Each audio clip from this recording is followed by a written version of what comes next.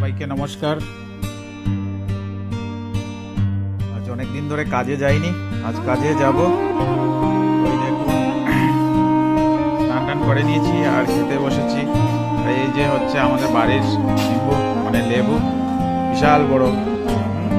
আর বাড়িতে কিছু চাষ করেছিলাম, বৃষ্টির কারণে হয়নি, তো আজ